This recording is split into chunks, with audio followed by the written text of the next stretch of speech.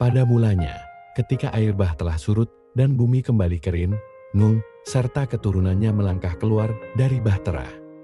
Dari puncak Ararat, mereka berpencar ke segala penjuru bumi. Lalu Ham, anak kedua Nuh, berjalan ke selatan bersama keturunannya. Di antara mereka, seorang lelaki bernama Misraim melangkah melewati gurun dan lembah. Misraim berusia 30 tahun. Ia menancapkan tongkatnya di tepi sungai besar yang mengalir dari selatan ke utara. Sungai itu adalah Sungai Nil. Di sanalah ia membangun permukiman pertama. Misraim adalah nama Ibrani untuk Mesir, dan diyakini sebagai nenek moyang bangsa Mesir. Kata Misraim berbentuk jamak, merujuk pada dua wilayah besar, Mesir Hulu dan Mesir Hilir. Dari sanalah berkembang bangsa yang akan membangun salah satu peradaban tertua di dunia. Kota-kota mulai tumbuh dari desa lumpur. Para lelaki muda bekerja menanam gandum dan menggali kanal di bawah sinar matahari. Di antara mereka muncul kepala-kepala suku.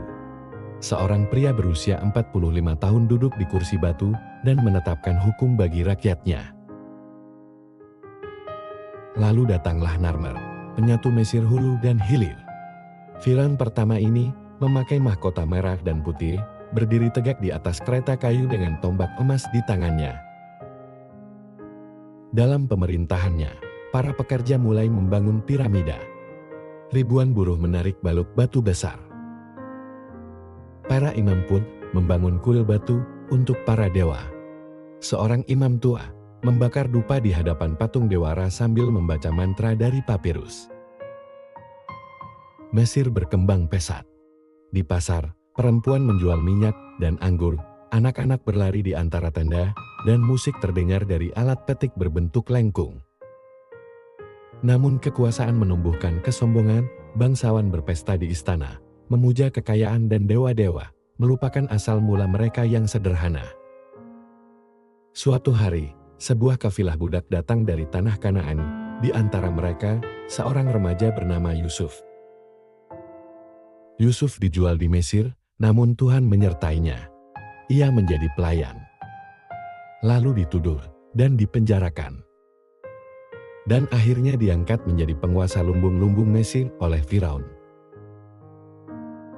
Yusuf, kini berusia 30 tahun, berdiri di istana batu bersama para pejabat Mesir, memimpin negeri saat kelaparan datang.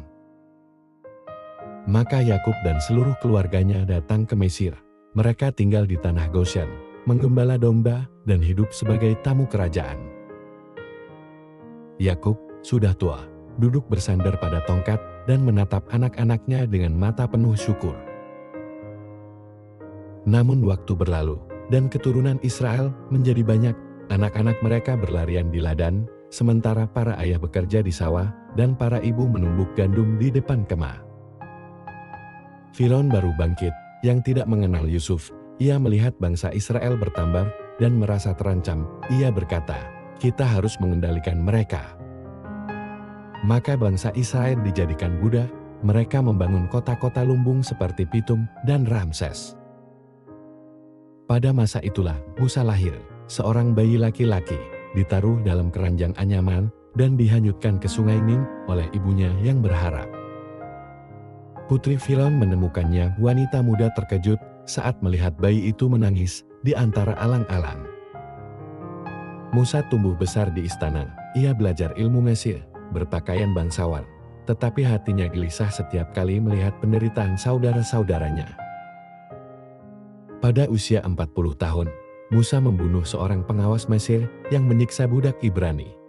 Ia melarikan diri ke tanah Midian dan menjadi gembala. Di gurun Midian, Musa hidup, ia menikah dan tinggal bersama Yitro, imam Midian.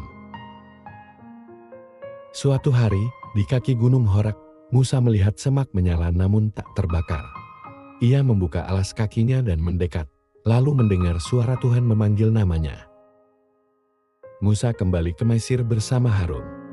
Di hadapan Firaun, ia berkata, "Biarkan umatku pergi," tetapi Firaun mengeraskan hati.